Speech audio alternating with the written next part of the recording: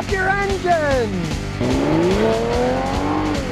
Well, here's one I ran into yesterday, and I just have to talk about it. Chrysler and the crap that they make. It used to be cars had what they called fuse boxes. You had a box with the fuses in. Then later they added rectangular relays, because fuses and relays are even safer. The relays keep overloading. So then you got a fuse box with fuses and relays. Well, Chrysler decided to call theirs Intelligent Power Distribution Module.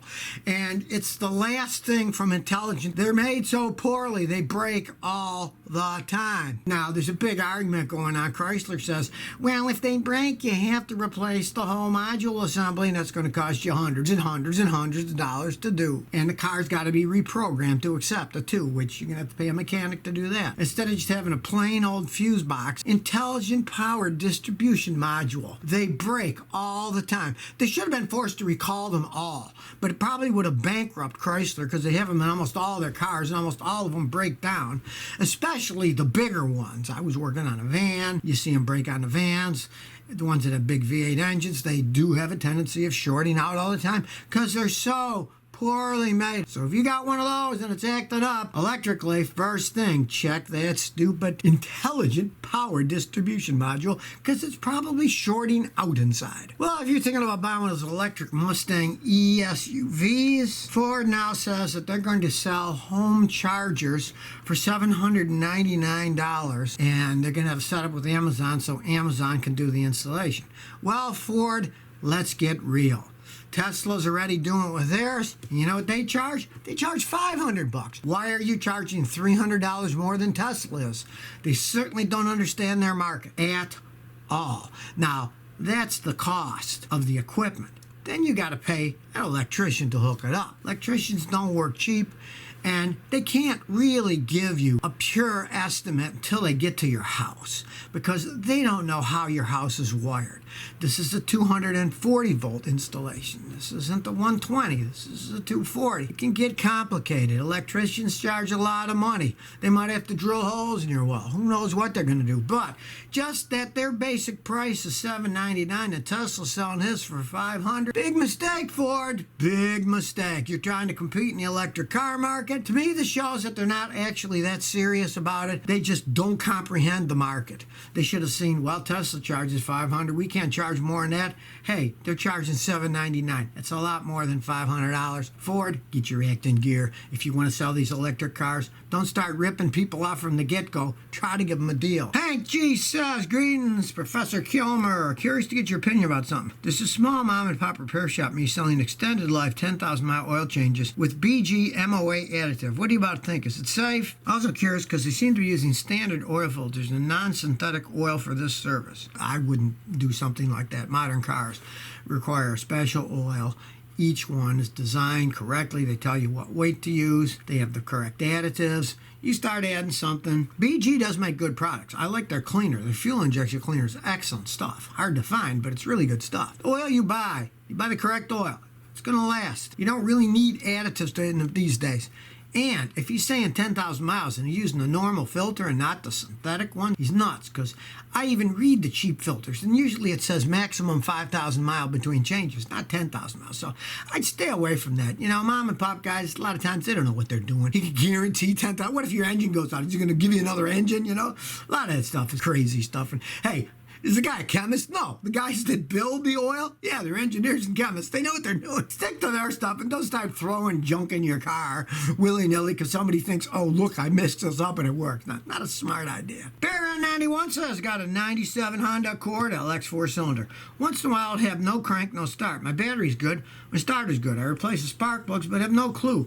When I jump it, it starts right up. Well, odds are you have some type of battery drain. If your battery is okay, take it to like AutoZone, any place, they check them free. They say the battery's okay, and then when you jump start it, it starts up. That means that your battery's being drained while it's sitting there. There are so many things that can drain batteries. Just watch my video, how to fix battery drain in your car. It'll show you how you can test it yourself and find out what's draining the battery. Now, the only other thing that it could be, which is rare but it can happen, is if the internal parts of your battery terminal connectors on the end of the cable are bad, it won't connect from battery to the cable. But when you jump it, if the outside of those cables are okay, when you jump it on the outside, it'll start right up. So sometimes it's just bad cable connection to the battery. You might take it off, clean it, put it back on. Could be that simple. But if not, odds are you got a drain. You're going to have to find it and fix it. And that can always be fun. Tahoe guy says, I got an '09 Chevy Tahoe. Check engine light came on, had it scanned, told it was a catalytic converter. If I don't get it repaired, it'll blow up the engine. Can I clean it like you say? And is it true it will blow the engine? Stay away from that guy. He's just trying to sell you stuff. You know, people just try to scare you to buy stuff. It's kind of disgusting. But there's a lot of mechanic shops out that do that. Generally, I'm assuming it runs okay. If it runs okay and it's got the CAT code, it could just be it's running inefficiently. You can drive them years that way lots of times. Now, if it's really bad, it'll have so much buildup that you'll feel the exhaust. Hardly anything comes out of the exhaust because the cat's clogged up. And in that case, you won't be able to go over 40 miles an hour or something. Temperature gauge will start to get hotter. Then you just have to replace the thing. Cleaning won't help that. It's too clogged up. But if you just have the inefficient code and it runs okay, drive it cleaner. Like I said, you never know. They can clean them out. But don't go to people like that. I've had people down the road that are crooked mechanics, and they'll say stuff to people like, oh, if you don't fix this, your car's going to start on fire. And I'll say, they're never going to start your car on fire. They're just trying to sell you stuff. Whenever people get like that, walk away, get a second opinion. Try to find an honest mechanic. If you don't know any, ask your friends. Somebody's got to know a good guy somewhere. And then stick with him. He's giving me a fair deal. I'm sticking with this guy. Don't keep pricing around for the cheapest price because, one, a lot of cheap guys don't know what they're doing, and two, a lot of real crooks do the old bait and switch. They tell you it's going to be cheap, and then they get in the car and say, oh, it's worse than I thought. It's not going to be $100. It's going to be $700. You want to stay away from places. You want an honest guy who's giving you an honest price, who's going to treat you right. Don't try to go too low, or you'll probably regret it. Brandon Barrera says, does all-wheel drive necessarily mean faster than rear-wheel drive or front-wheel drive? Oh, there are so many different configurations. Of course, it doesn't mean faster. All-wheel drive means that all four wheels drive it. Great in the snow, ice. Now, super insane fast cars, it does mean faster. If you take like the Tesla Model S, that's four-wheel drive, but they're electric motors. It's insane speed because each wheel has its own electric motor for a ton of power. But you take a normal car, an all-wheel drive car is generally slower to accelerate than a front or rear-wheel drive because you're driving all four. There's more friction, there's more weight, the vehicle weighs more, it's going to get worse gas mileage. Now, most cars are front-wheel drive because it's more efficient. You get better gas mileage. Some of the cars are still rear-wheel drive, and most of the trucks are rear-wheel drive. People like a sports car with rear-wheel drive that want a conventional old-style car with rear-wheel drive, or a limousine with rear-wheel drive, or a Ford F-150 with rear-wheel drive. But each system has to be analyzed by what's in that particular vehicle because there's so many different configurations. Some are made for speed, some are made for power, some are made for gas mileage. You got to decide what you want and then see which configuration that you want. And if you live like, in northern Minnesota and the roads are crappy in the winter, you probably would want an all-wheel drive vehicle so you don't get stuck in the snow. Here's some interesting statistics. The vehicles that got hit the least by the pandemic are pickup trucks. Pickup truck sales only fell 18.7%. And they claim that most of that is government and businesses that weren't buying them. So they fell 18.7%. SUVs fell 36.6%. And sedans fell 48.6%. Now, the sedans have been headed down anyways because people are getting more towards SUVs and trucks. So that's kind of normal, not that big of a drop. But the pickup trucks only fell 18.7%. But it's bucking the trend with gasoline. Gasoline prices have plummeted. Pickup trucks, what do they get? Crappy gas mileage because they're big old trucks. Now that the price of gas is lower, that's not as big of a consideration buying a vehicle. You'll find that the little tiny cars, their sales are down too. People are buying bigger again because gasoline is cheap.